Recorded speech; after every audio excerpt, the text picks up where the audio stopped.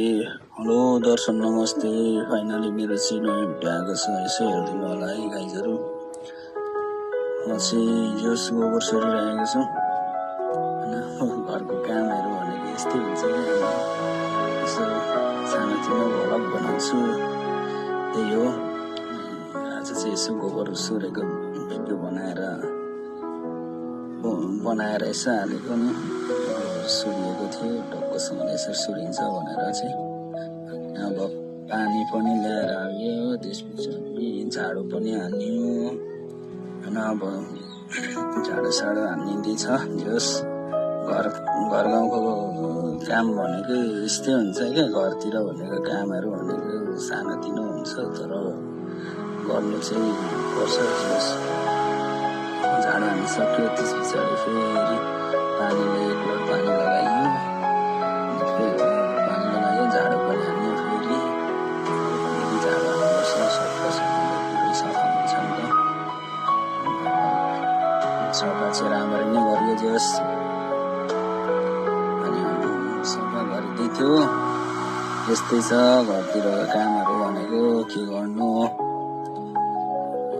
सफा भयो जस, सफा चाहिँ गरियो। अनि सफा गरियो, फेरि अब अर्को ठाउँ गाईहरू बाँध्छ। गाईहरू बाँधेकोतिर पनि अब यसो गोबर सोबर त सोर्नु पर्यो होइन। अब गोबर गाई बाँध्नेतिर पनि आयो, गोबर सोबर सोरियो। जस सोरिँदैछ गोबर चाहिँ। के गर्नु, गाई छ, भैँसी छ, बाख्राहरू छ।